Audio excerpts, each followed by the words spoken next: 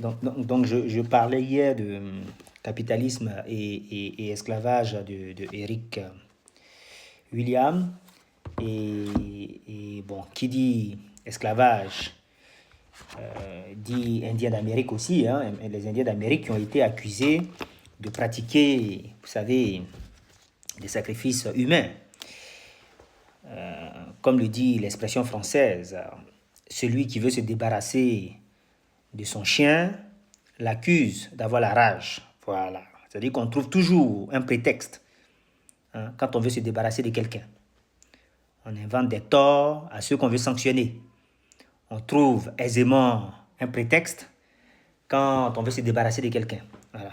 Ça, c'est une technique vieille, hein, comme le monde, aussi vieille que la Bible. Hein. Vous savez, dans la Bible, lorsque les envahisseurs, les Hébreux, devaient aller conquérir et occuper la terre promise, c'est-à-dire la terre occupée hein, par des gens. Hein. Il y avait les Cananéens sur cette terre-là.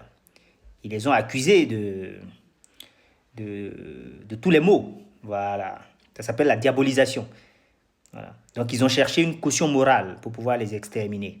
C'est ce que je dis dans mon livre, Le Guide des aliénés. C'est une caution morale pour pouvoir les exterminer.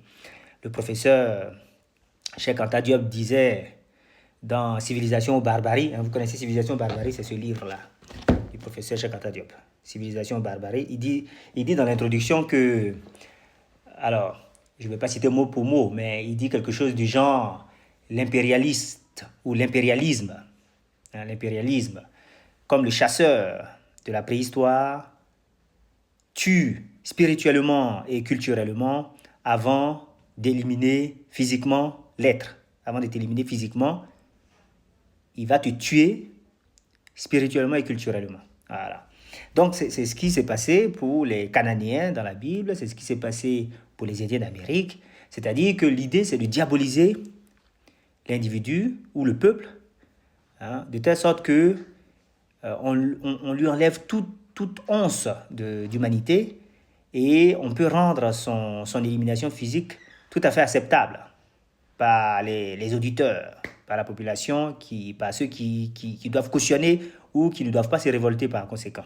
Ça, c'est beaucoup utilisé aussi en politique. Hein. En politique, quand on veut se débarrasser de quelqu'un, bon, on va l'accuser soit de terrorisme, soit de génocide, soit d'avoir tué des innocents. Bon, souvent, des fois, ça, c'est vrai, hein, mais très souvent, c'est de la manipulation. Très souvent, c'est de la manipulation.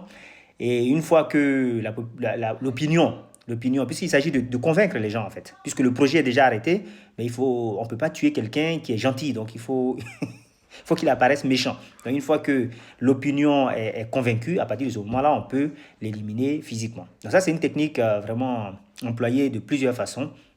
Ça s'appelle la diabolisation, l'élimination mentale, spirituelle, avant l'élimination physique. Voilà. Bartholomé de Las Casas nous disait que les Indiens étaient un peuple mais vraiment très gentil en fait, à la limite de l'innocence. Vous savez, quand Christophe Colomb est arrivé dans l'une des îles où il a accosté, il a tendu l'épée aux populations locales et elles ont saisi l'épée par le tranchant, par la partie qui coupe. Et là, il a compris qu'en fait, il ne connaissait pas les armes en fait. Et qu'avec quelques individus, il pouvait soumettre toute une tribu. Donc, c'était des pilleurs qui sont allés là-bas. Mais comme dit Aimé Césaire, les baveurs sont arrivés plus tard, puisqu'au départ, c'était du pillage. C'était vraiment une entreprise de pirates.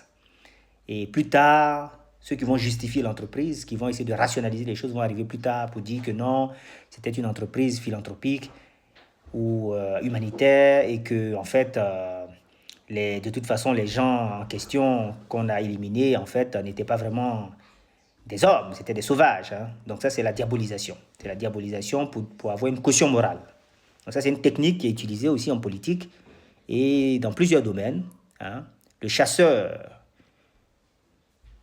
de la préhistoire tue spirituellement et culturellement avant de tuer physiquement. Et c'est ce que fait aussi l'impérialisme, nous dit le professeur Cheikh Anta Diop.